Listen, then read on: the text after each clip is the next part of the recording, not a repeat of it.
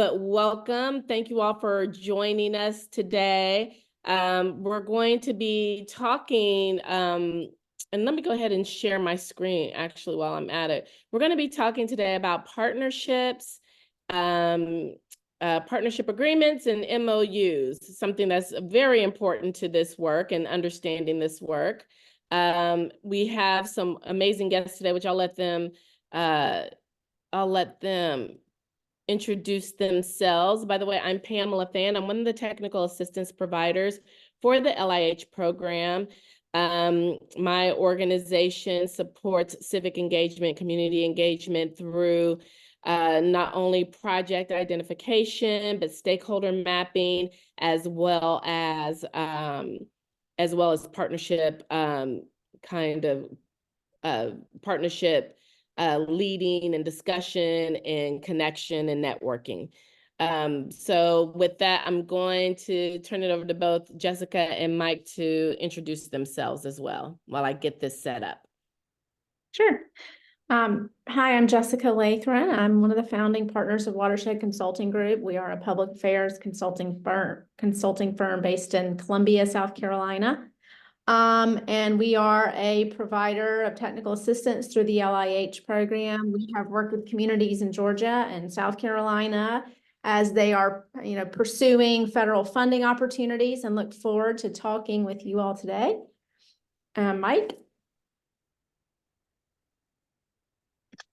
Hey, y'all. Yeah, I'm the co-founder with Jessica of Watershed, and we're excited to be here with you today and to talk a little bit about how to use partnerships and letters of support to make your projects and applications sort of most competitive and answer questions that you may have that are specific to programs or projects that you're working on in your communities.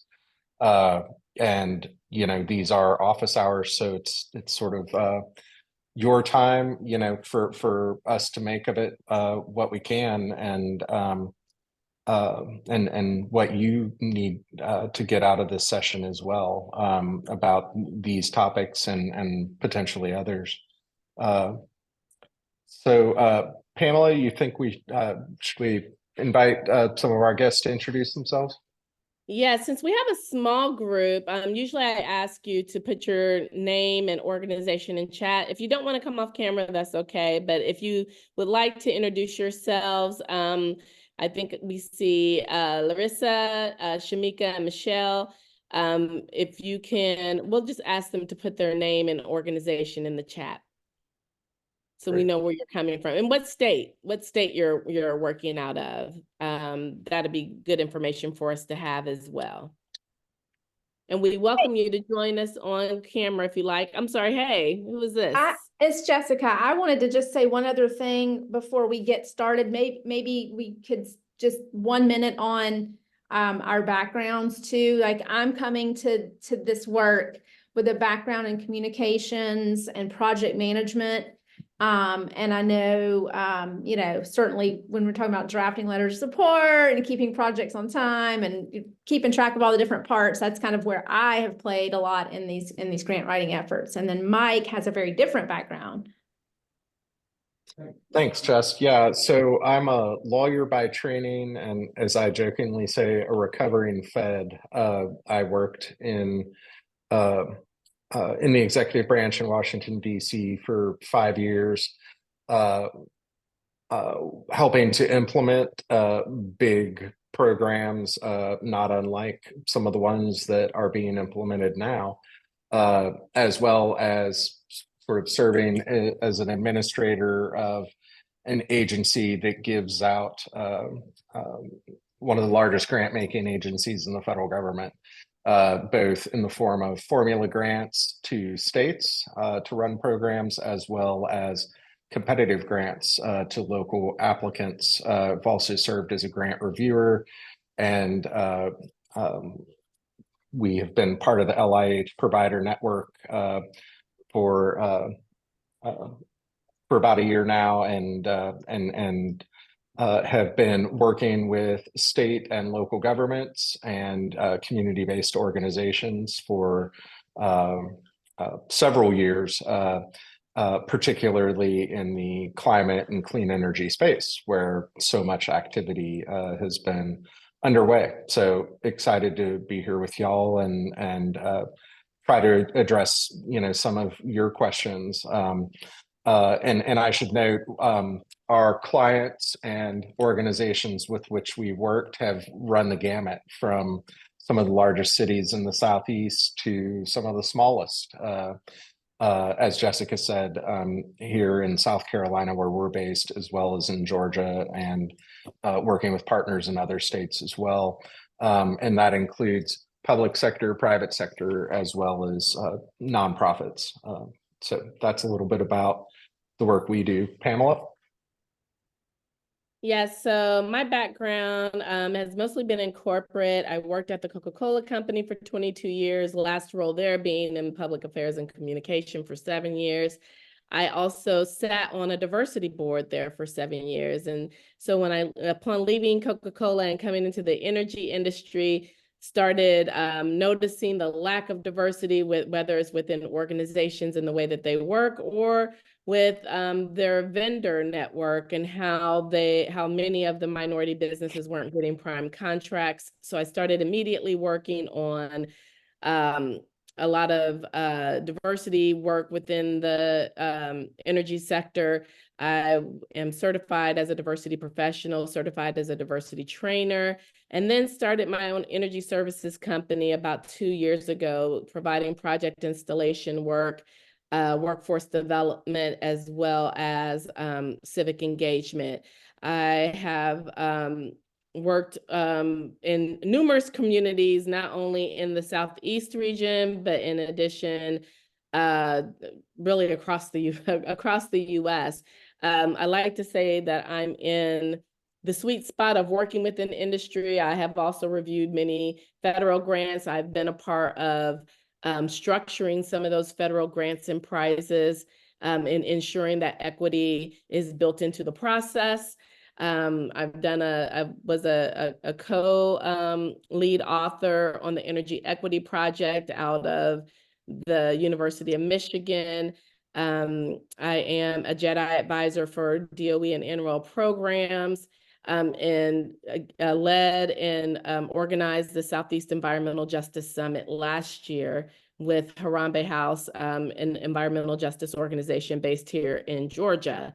But that summit brought about 400 participants from EPA Region 4 area to Atlanta to talk through some of this federal funding, and to also build out a 10-year strategic plan for environmental justice in those states. So I think y'all got a wealth of knowledge here. It sounds like, our main goal here in working with the local infrastructure hub is to provide that assistance and that support and make those connections for you, help you to be able to think through what your project ideas are, who your partnerships should be, and then, also get you that additional assistance in writing your grants. I will say the grant writers are on the call today, but you will have several of them that will be a part of these upcoming office hours that you'll see. I actually just left a project in Houston working with the grant writer, and we did some stakeholder engagement as well as partnership development to be able to start the process of writing a grant. And that was a very strategic way in doing it. So if you guys haven't been a part of the local infrastructure hub, you know about it, but you haven't applied for services, make sure you reach out. At the end of this session, you'll have Nick's email there. Make sure you reach out to him and see about your organization applying to get some of that funding for technical assistance and support for your organizations, because that's how we're able to capacity build for you and get you that support that you need. So before Shamika, raise her hands, because I know you didn't get a chance to introduce yourself either. Shamika? Now, I was just going to introduce myself. Yes, introduce yourself, please. I am Shamika Simmons. I am the Executive Director over Ladder Strategies and Solutions. And we with environmental injustice. And I am also Chatham County Partner for Black Voters Matter. And I am new here. I was on the last session, and my nonprofit is a year, so this is a year old. So this is my new baby. I've been working in this realm, doing things around environmental justice. I'm also on the board for the League of Women Voters, the Southeastern region, and I'm just here to learn, partner, and grow and see, you know, what can be done, and how I can partner to increase awareness around environmental justice. Thank you, Shamika, and thank you for joining us again. We appreciate it. You're in the right spot to learn, and also take note of the folks who are in the room here with other organizations. There might be some potential partnerships right here. You never know. Michelle, I see that you put your information in the system. Would you like to introduce yourself? You're on mute.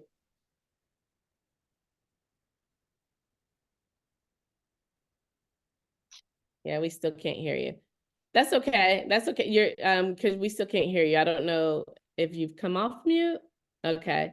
Well, her information's in the chat here. Michelle Wiseman recently departed from City of Atlanta Mayor's Office of Sustainability and Resilience for 7 years. She was there, and she's currently focused on circularity with buildings, food, textiles, and other high-value materials.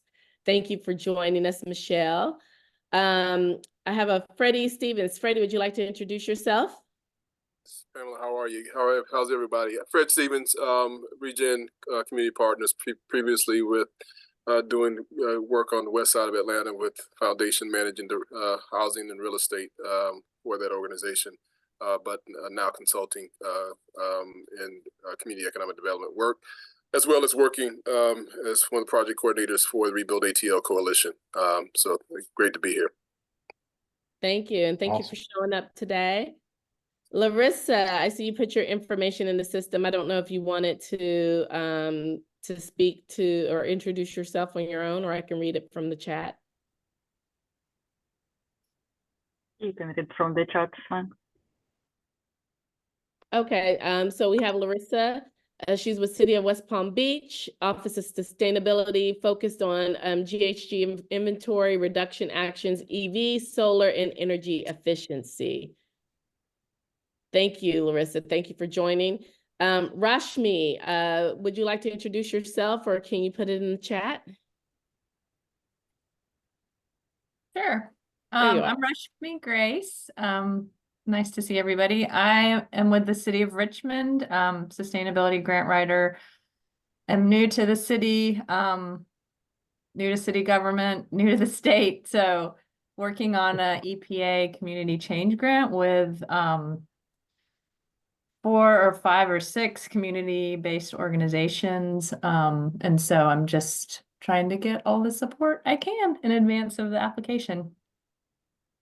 Thank you, appreciate it. And for everyone who's on the call, if you did not hear me say, if you do not, or if you have not worked with LIH before, here are some upcoming office hours that what we're going to be speaking about on March 13th and March 27th. In addition to that, if you have not reached out to LIH for support, Nick's information is going to be at the end of this PowerPoint, which is a very short, it's like 3 slides, y'all, very short.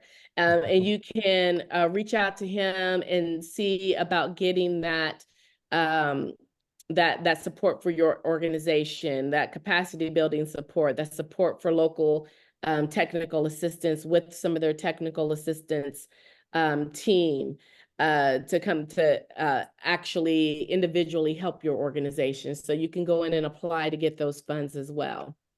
All right, so with that, I'm going to turn it over to both Mike and Jessica to lead us into discussions about federal grants and strategic partnerships. Pamela, Thank you, Pamela. would you move the slides back up to the beginning of the presentation, or? This is what I have at the beginning. This is slide 2. Is this the one that you remodeled? Slide 3. Letters of support? No, there's one before that. Okay, this might not be the one that you read. Do you have it? Do you want to share? Sure. It's right there Okay. on your screen. Maybe if you click up, it might take us there. Or if you want to I'm going stop up as sharing your much as screen, we I could share it. can. Yeah, I'll stop sharing and let you all share because maybe I don't have the updated one that Jessica sent. I took this right off of our working document, but go ahead. Well, this was the Great. first slide that, just to recap, has the upcoming office hours. Okay, could y'all not see that on my screen? No. No, Okay, that's the ma'am. one that I had up. Okay, for some reason it wasn't showing. Sorry. Yeah, no, it was No some, sweat. it was over in like slide 3 or something. So yeah, just to recap then for everybody, so you can see it really quickly. These are the upcoming office hours, March 13th and March 27th. So you can join other calls like this one to cover other topics. And then there's, let's see if I can go. Okay, so there you go, Mike. I can drive if you want to just talk. Sure. Well, so, you know, as we said earlier, I think it's important that we help get y'all the information and address questions that you may have. But I'm just going to share briefly about, you know, why strategic partnerships are important, right, in pursuing these funding opportunities and making sure that you're posturing your project to have the most competitive advantage possible. And of course, every project and funding opportunity is different. And so, you know, I think it's important to say from the top, like, we don't pretend to be experts on all the things. And frankly, probably be wary of anyone who says they are, right? But what we you know, can talk about very comfortably is what these things can and do look like from our experiences. And like I said, happy to help you troubleshoot if there's particular hurdles or challenges or questions you have as well. So first, there are several open funding opportunities, as this notes, including a mix of planning and implementation grants. And so we definitely encourage you to check out SSDN's grant tracker. If you haven't done so lately, we'll drop that link in the chat so you can access it right now if you like. But you know, the thing, and some of you, you know, certainly probably have your own experiences on this as well. But you know, when you're thinking about partnerships in the context of an application, whether whether you are a local government, whether you're a CBO, a community-based organization, or whether you're a consultant who's supporting you know, projects and initiatives in your community, some of the most important considerations are, you know, number one, if you have a project in mind, sort of identifying a funding opportunity that is a good match for your project is step one. Or if you have a funding opportunity and are trying to develop a project, you can sort of attack it either way, so to speak. And some of the same considerations go into each scenario, because you want to think about, once you've identified the funding opportunity, at least, you know, what are the criteria? So what are the requirements of the project partners? Who is the lead applicant? Or if it's a scenario like community change where there may be co-leads, you know, you want to think about what the best chemistry is in terms of having a holistic representation that's meeting the objectives of what the funding opportunity and what the program sets out to do, right? So thinking about that sort of strategically is important. And so, you know, among the things to evaluate are with the partners you have identified, because sometimes this can help determine who the lead applicant should be as well. You know, what skills and experiences does your organization bring, or the organizations that you're working with? And how do those align? Because you certainly want those to be complementary in helping to achieve, the project that you're putting forward, but also that are going to be persuasive to the grant reviewer who is scoring your application. And so that's why, making sure you're following, the details in the NOFO, and responding, to those criteria, even in the selection of your partners and who is sort of elevated in that, from a strategic standpoint.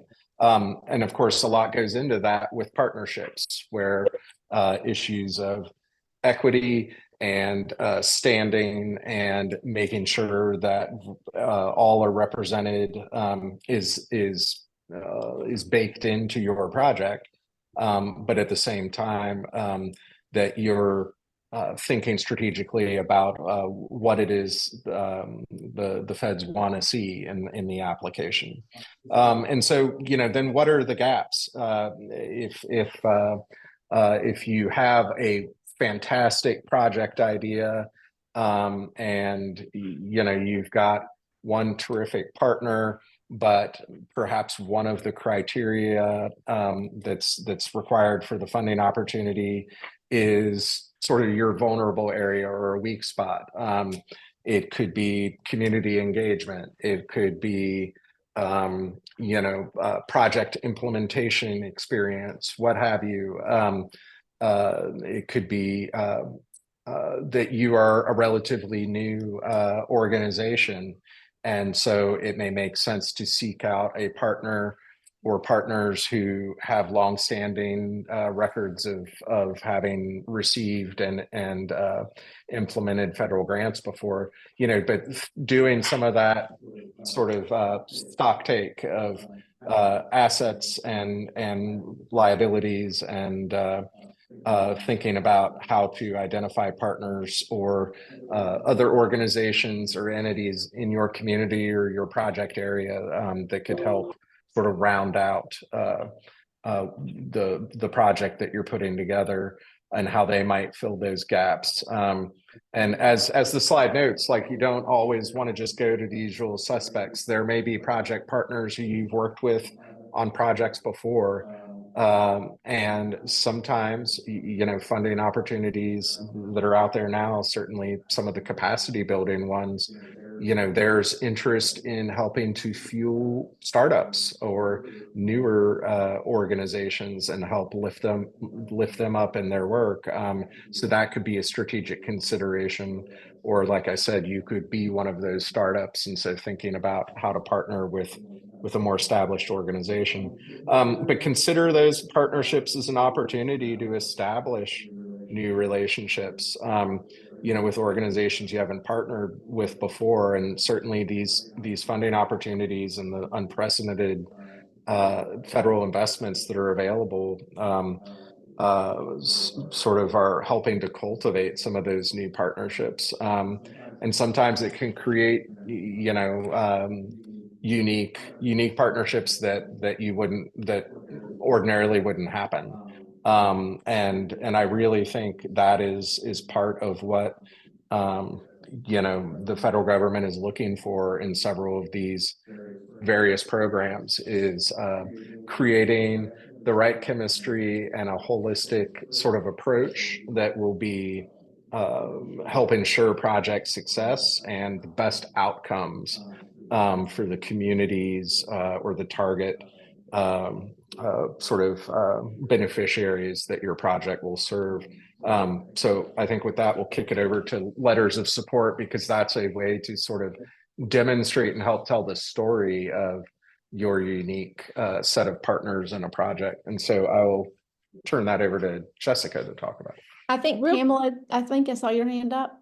Yeah, real quick. So just to be sure that you guys understand with these partnerships. So with the community change grant, you have your lead applicant, and then you have your statutory applicant.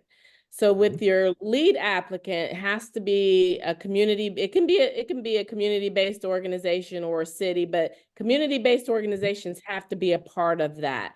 It could be 2 community-based organizations. And when we're talking about, I'm sorry, y'all, when I move my hands, things come up on my screen. You might have just saw the balloons. But if you think about other partnerships or what other partnerships might be good for your community change grant. So you have your lead and your statutory, which are 2 CBOs, a CBO in a city, a CBO in a tribal organization. But your statutory lead cannot be a for-profit organization. So just want to make sure that we're clear that it cannot be a for-profit organization. However, if you're through your budget planning and as part of the organizations who may fit under the work that you're trying to do, those may be for-profit organizations, and those may be organizations that you will bring in and think about, like the new businesses that are being started that are for profit, things like that. Those could be entities that you bring in as part of the grant consideration and talk about how they will provide a skill or service to whatever project that you have. So I just wanted to be clear on that as you're thinking about going after the grants in funding, that the for-profit partner cannot be either a lead or a statutory partner. I just wanted to add that. Yeah, it's an excellent point and an important one for community change, to be sure. And of course, you know, we want to talk with y'all as we continue here about which projects and opportunities y'all are looking at, because each of them will have specific requirements. But Pamela is exactly right that community change does have, you know, some unique features for those, and it's important to always you know, refer to the NOFO and to talk to technical assistance providers where you need to make sure you're putting together the right set of partners for all those, and making sure you have an eligible lead applicant, and that the private ones are handled properly as well. The only other thing I would add to what Pamela shared is just that institutions of higher education are also another eligible partner in a community change grant, and an important one as well. But it's, as she said, two community-based organizations or a CBO and a local government, I think are the primaries. And but those are things to just to touch on letters of support, and then we'll be glad to sort of take some of your questions. Jessica, you want to cover letters of support real quick? Yeah, for sure. Thanks, Mike.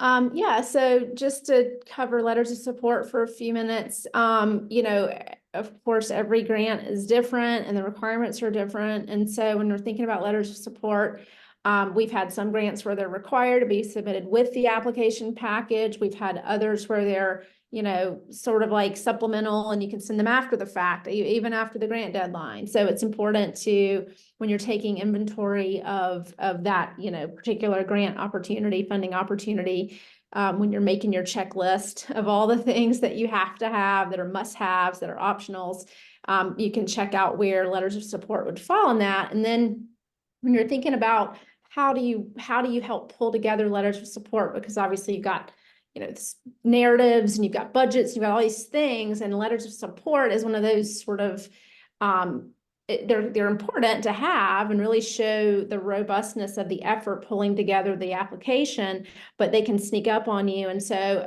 it's good to think about, you know, first of all, what organizations could provide compelling letters of support for your application. It may not be, you know, if you're thinking about this, the landscape of all the organizations that are going to be a part of a project or that you're thinking about, they may not all be, you know, writing a letter of support. Sometimes it's important to think, because of space allocations or limitations, that you have to sort of narrow it down to the most effective letters of support. And then once you've sort of thought through what organizations can provide those letters of support, you also need to think about lead times. So, sometimes if you're trying to get a letter of support from a mayor or city council, you might have to be ahead of a meeting, and so know how much lead time they need to turn those things around to you. Also, if you're looking for like political support from elected leaders, that can be a real nightmare to try and get across the finish line by your deadline. So the earlier you can start on those, the better. So think about the timeline and the lead time that you need to get those things not just drafted and edited, but signed off on and back in your hands and into your application on time.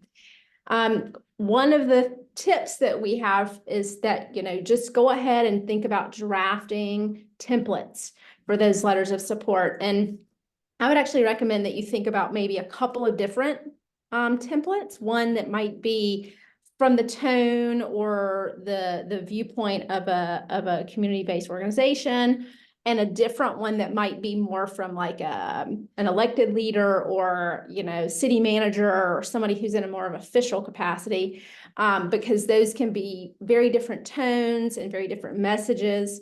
So it's always better to just draft a couple of templates. People always do better when they start with something to work with instead of a blank sheet of paper. And it's easy to sort of, procrastinate when there's the task is start from scratch. So we would encourage you to give them something to start with, and it gives them an idea of what you're hoping that they're going to convey in their letter of support.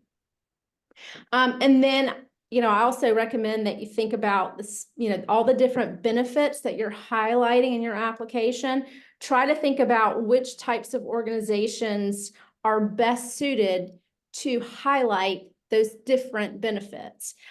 So, you don't want every single letter of support to talk about this sustainability when you could also talk about a different element of the application based on the organization. So really think about, what organizations, what those messages that are, most applicable to those organizations, and then give them a template from which to start. And then when you're talking about MOUs, similarly, you got to think early about these things. Are they required among the listed grant partners? And if so, is there a legal review? How long is it going to take you to get those things through city council or other governing bodies that have to sign off? And we've been involved in projects where you hear early on, oh yeah, that's going to be no problem, we're going to get that letter of support, it's going to happen. And then on the day that things do, everybody's sort of biting their nails hoping that letter of support gets across the desk on time. So I just can't stress enough, don't just assume, even if you've been told you're going to get it, you really kind of have to bird dog these things and make it harder for them to not give it to you by giving them templates and plenty of time. Mike or Pamela, other additions to or tips or ideas for letters of support? I would just say that I like the fact that how you mentioned getting various letters of support. That's also you want to be thinking through all the elements of your grant. So not just who can do the work or who you want to bring in on a project, but also think about the workforce element. Are there companies and or organizations that you could potentially partner with? Workforce is a big part of all of these grants, as far as what they like to see. And this is what I've seen in grant reviewing, and I'm sure that Mike can probably attest to this. Strong grants have the element of how they benefit community. They do have city lead and or leaders, some kind of governmental leadership support. Of course, the CBO, and they also have an element of workforce development in there. So how are we building the workforce? How are we training the workforce? And so understanding what companies or organizations are around your project idea and getting them to think through how do we improve how does the clean energy workforce benefit from some of your plans and projects that you have, and adding that element into it as well. So, you know, a vast number of agencies that do different things, I think is really good to look at, and how they're all going to come together to create this wonderful project. So yes, it looks good if you have a community-based organization or maybe two, but if they're all CBOs, then that's kind of like, well, how are they going to get this? How are they going to pull this off without any industry knowledge or any kind of workforce element to it, and any kind of city or governmental leadership support? So the stronger you can make the case for that, the better that you're that will be. And Mike, I'll pass it to you. Well, I agree with all that both y'all said, and think, you know, one other potential best practice to consider, especially since it sounds like some of y'all are already in progress, but thinking about, first of all, who's holding the pen on the grant, like who's taking the lead, whether it's, you know, the person writing the whole thing, or who's PMing it and herding the cats. But whoever that person is, whoever's sort of among the thought leaders on a particular project, I recommend making a wish list of potential letters of support. Like, which ones are the must-dos? Do you have to have a first of all, a qualifying application? Then second step, to make your application as robust as possible. And then thinking, like, which ones are gilding the lily, which ones are just icing on the cake, that are putting you over the top, and really helping you stand out, because many of these, community change in particular, but several of the greenhouse gas reduction fund competitive grants are that they're highly competitive. So what's going to help you stand out from the rest, and help your project, you know, your project concept and program should, you know, hopefully be unique and something that's persuasive in itself. But then what's the coalition you're building behind the broader effort? And so that's just another way to think about it, is like the ones you gotta have, the ones that are nice to have, and then the ones that are just going above and beyond, and then assigning a timeline to those, and making sure that at a minimum, you know, you've got the requisite ones, whether it's from project partners. And so that's where MOUs and other more formal letters of collaboration may be required, again, all dependent on the particular program you're doing, versus a broader letter of support. The other thing I'll just add, in closing on this point, is for letters of support, you know, templates are important and good and needed, in order to help keep the process flowing. When you have sufficient capacity, like being able to draft letters of support that are unique for the person or the organization who is signing them, and where you have a chance to create a unique draft that calls on, you know, the unique things for them. So we worked on a project through the local infrastructure hub in December, and we crafted a whole range of letters of support. So from elected officials, you know, we thought about who are the state and local electeds in whose district the project or projects would occur, and writing letters, you know, that outline that, you know, in their voice, and talking about the impacts the projects might have on their constituents, and the district they serve. Similarly, you know, who else might benefit, beyond just your project partners? You know, who are the stakeholders, who are the beneficiaries of the program you're seeking to implement, and what voices could you lift up in that respect? You know, whether they're nonprofits, local governments, neighborhoods, grass top leaders, so on and so forth. And then finally, also just getting back to the political part, because there's the letters of support from elected officials in whose districts these things should be happening. And hopefully those letters, are something, where you're having a dialogue with them throughout the process. But then thinking bigger picture, maybe it's a member of Congress, maybe it's a US senator, maybe it's a governor or an agency head. You certainly want to consider if there's state agencies who have any regulatory authority or kind of oversight, and maybe they won't do a letter of support, but they'll do a letter, more like a letter of acknowledgement, just saying like, we're aware of this project and we're stand ready to work with them if it's funded, just things like that to help create a paper trail and demonstrate to the grant reviewer that you've done your homework, including the outreach to stakeholders at all ends of the process. That's really where you can differentiate yourself, I think, from others. But with these tight deadlines, sometimes that is difficult to find time to do. But at least with something like community change, where there's a longer term deadline and they're accepting applications on a rolling basis, that can be a way to help mitigate where there might be gaps or weaknesses in your application, is to sort of flood that with letters of support that help sort of fill that gap. So we've spent some time talking about community change, and here are some key links we wanted to share. I'm sure our friends at SSDN will get these slides out to you along with these links, but there's some other TA webinars coming up quite soon, in some cases, that we want to make sure on your radar. And then, of course, there are the EPA Tic Tacs that can be available to help give advice and support your applications as well.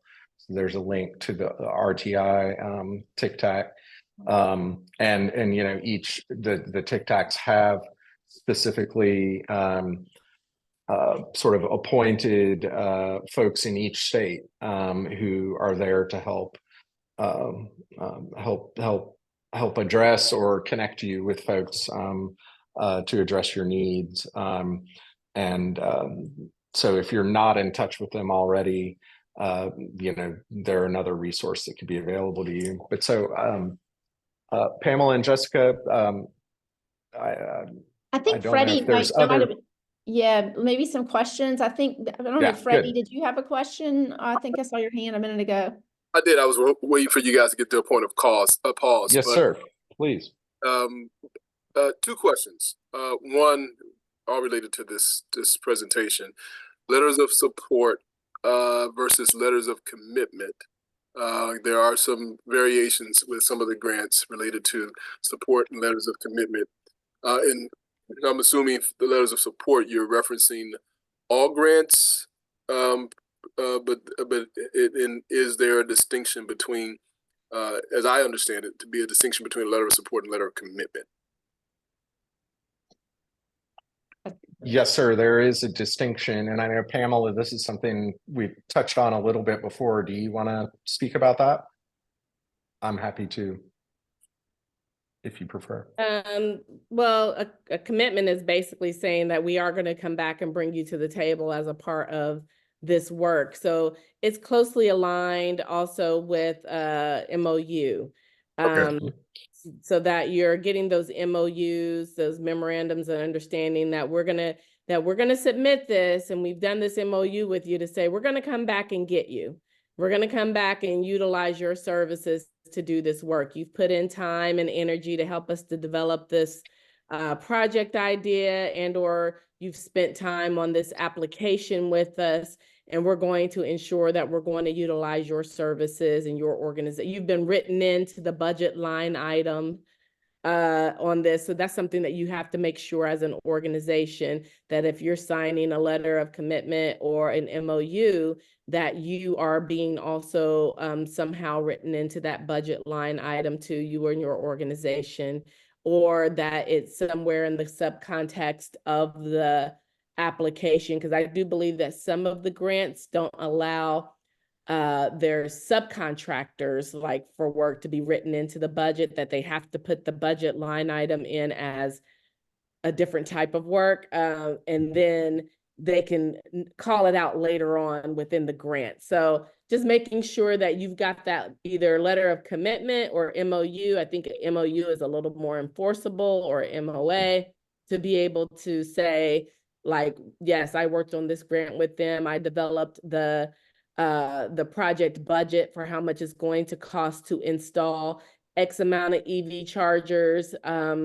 If we put this in, and I'm expecting, if they win this grant, for my company to do X business as a part of this. So I hope that answers, but do you have a different?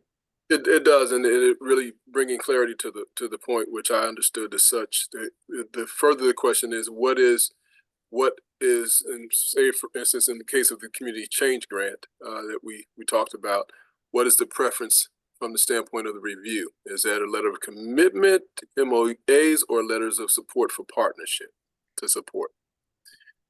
Or are the letters of support that you're just sharing here is just organizations that have had some connection, some interaction with the set of organizations, and you're just really specifically just talking about a letter of support, and as it has been requested by the NOFA, which is separate from the letter of commitment. So I understood it, but I was just trying to hear what the preference was from a review standpoint, in terms of what gives the application more credence.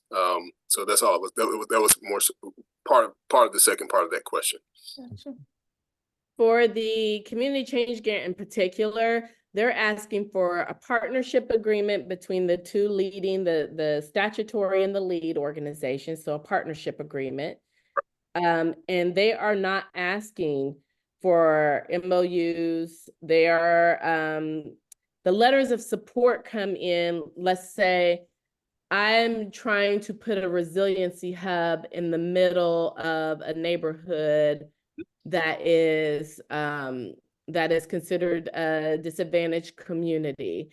As a part of that, the school board or the school system, I've reached out to them for a letter of support to say, we support putting a resiliency hub. They may not have anything to do with the project, or maybe they do, but they support a project being placed in that community because they too can see the benefit.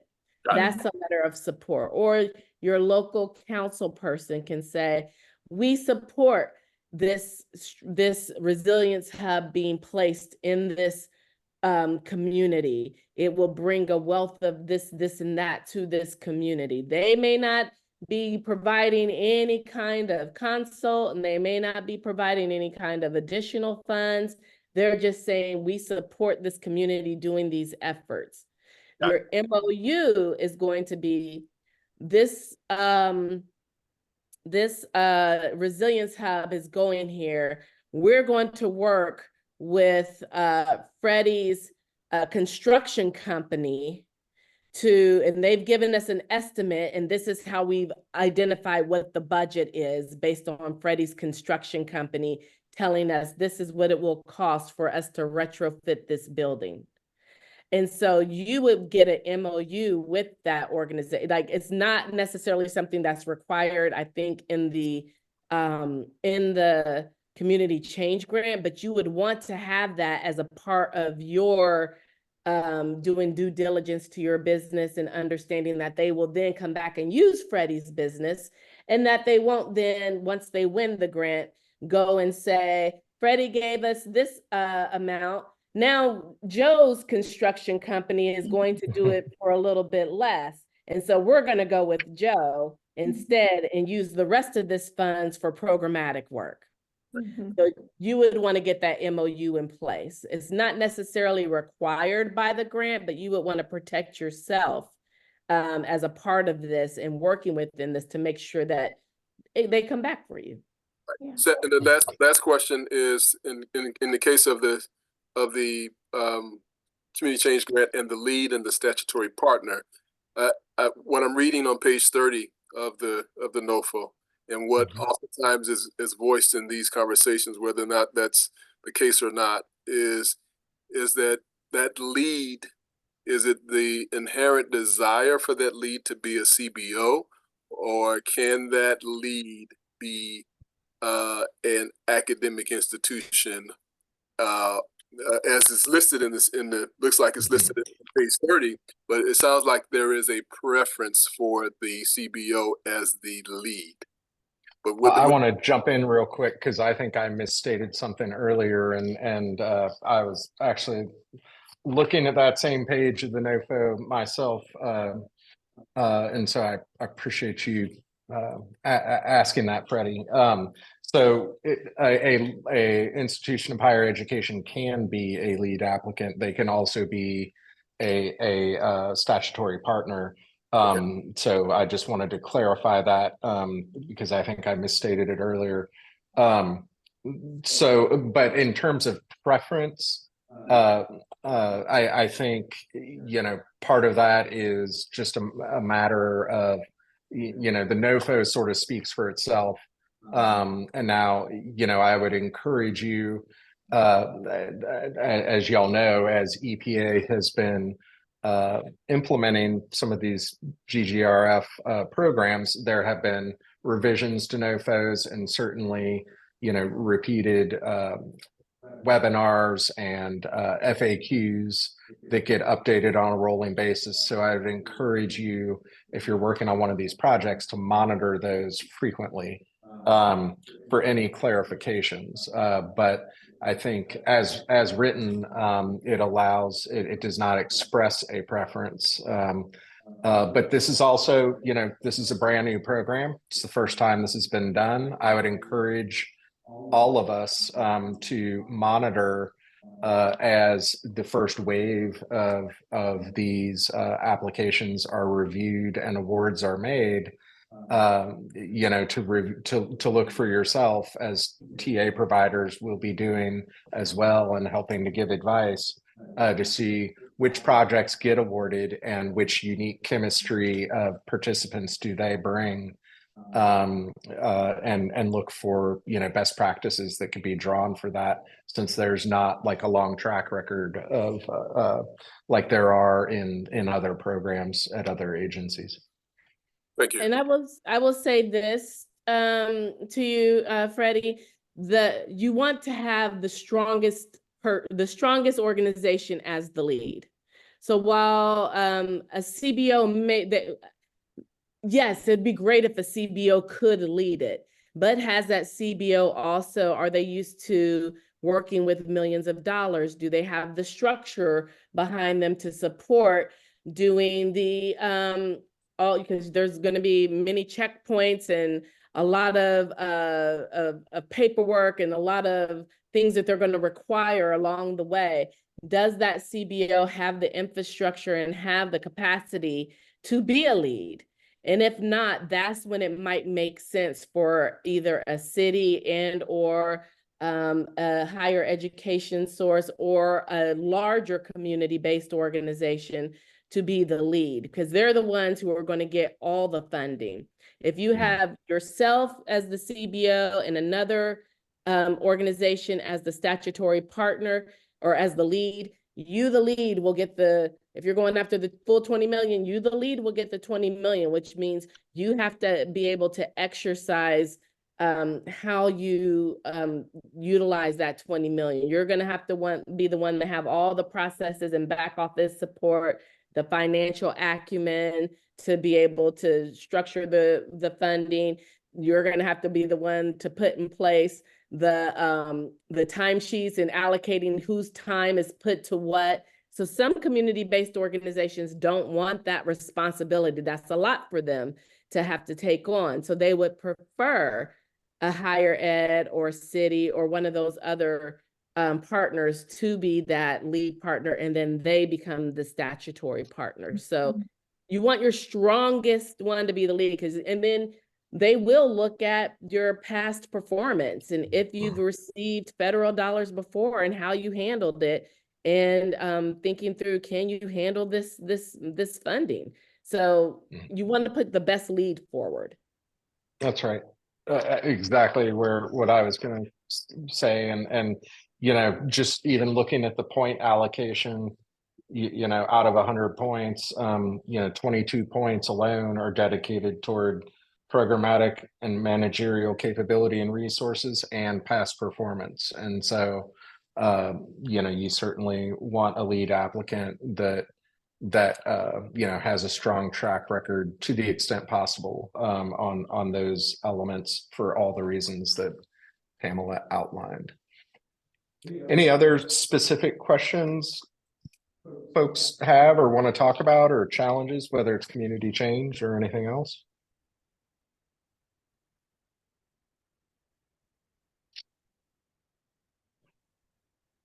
I will just throw out, and I'll put a link in the chat. There are lots of technical assistance offerings being made available, just like this one, through SSDN and local infrastructure hub, as well as other providers, who are seeking to help with community change, to be an asset to community-based organizations that or local governments or other institutions that don't have a lot of experience pursuing these opportunities. And so, even when it comes to finding templates for letters of support. So I'm dropping a link in the chat. This is for the Environmental Protection Network, which is one of those organizations that's offering sort of extensive templates and TA for everyone's benefit. And so the link I dropped in is for track 1 in particular. I'm sure there's a link for track 2, and I'll try to find it before we hop off, but let me see if I just change it from 1 to 2 in the URL. No, but for track 1 anyway, you've got links here to lots of information, webinars, FAQs, and templates for everything from the project narrative to budgets to letters of support. And so, you don't necessarily have to invent the wheel. EPN has the benefit of having a lot of former EPA folks and folks who've implemented and grant administrators who are helping to advise their efforts. So I think this is good stuff from which to work. And but of course, you should think about your own specific project and what kind of assets or sort of unique features you should incorporate into yours. The other thing I would say is EPN is another one of those organizations that was referenced at the top on the first slide that is offering upcoming webinars on community change. Or maybe it wasn't the top slide, but one of the previous ones. So, and we're not here to plug any one organization or entity. It's just an asset that came to mind based on the conversation about letters of support. I just had I'll add one last thing about letters of support. I think we're at the top of the hour, but if you step back from the letters of support and think about the fact that the goal of those letters is to make your application stronger. You've spent a ton of time on narratives, you've spent a ton of time on budget, you have all these, you've spent so much time thinking about how to make this thing compelling. Letters of support are really to echo that, to sort of think through what are if you had to call out 5 merit criteria in your narrative, make sure that you have some letters of support that are sort of echoing some of those same messages that you were trying to deliver in the narrative. And if you have somewhere that's a weakness in your application, a letter of support, a really strong letter of support from something that sort of counters that weakness is also helpful. So try to think of it as a way to just put the icing on the cake of all the work you've done. And I guess my parting comment, and then I'll turn it over to Pamela to close us out, is just for all elements of your application, from letters of support to narrative to budget and so on, is to always try to center what is the policy objective that this program is seeking to achieve. And, in this case, in this NOFO, like the very first sentence of section 1 of the NOFO, you know, explains it pretty well. And that's to transform disadvantaged communities into healthy, climate resilient, thriving communities for their current and future residents. And so when you need a line to put in a letter of support, there you go. You know, where you got someone who can attest how your project is helping, you know, would help to achieve the ends that EPA and Congress, you know, we're seeking to achieve by appropriating these dollars for this program. And so, you know, try to the NOFO should always be your sort of most frequently accessed reference, but you know, think about the policy objective as sort of your North Star as you develop your proposal. Yep, agreed. And that's great. Like, you guys know how they do applications. Like, if you were reviewing resumes and they have like those systems now that pull out those keywords, use that NOFO and look at those keywords that are in there and put that into your grant application. Make sure some of those keywords are there and some of the structure of the NOFO is fitting into your application as well. So that was a real smart call out there, Mike. So thank you. So are there no more questions? I know we're at the top of the hour. Does anyone else have any other questions? Speak now, forever hold your peace. No, we're gonna have another, that's Michelle giving the clap. There's We're gonna Michelle. have another session. What was that next date again? Was it the 17th? I believe is the next one. It's in 2 weeks. These are every 2 weeks. You can join us here. Yes, the 13th. We've got one on the 13th, and then the next one after that's on the 27th. So every couple of weeks, you can join us here to learn more about grants. And it's not just community change grants. We're talking about DOE grants. We're talking about all EPA grants. USDA has some new grants that are out there. DOT has grants. There's a lot of grants out there. So this is about grants in particular. And a last plug for LIH. If your organization needs capacity building, please reach out to Nick and SSDN Network to talk to them about the potential of getting a grant to do capacity building to help you develop your organization to go out and get some of these grants. That's what it's for. They have funding to be able to help support your organization going after these grants. This money was made for our communities. We want to see it go into our communities. So if you all need help with that, please reach out to SSDN Network. And thank you to And that's the tech grant. I'm sorry? That's tech grant, correct? Yeah, That's the tech grant, correct? That you told us for to put in for it? technical assistance. Yes, it's for Okay, that's the technical one. assistance. Got you. So if you Okay. need help with project development, if you need help with grant writing, if you need help with stakeholder engagement, they have a vast bench of TA support. So reach out to LIH and apply to get that funding too. Thank you. You're welcome. All right, with that, we'll let y'all go. Thank you again, both Mike and Jessica, and we'll see you all at the next office hours.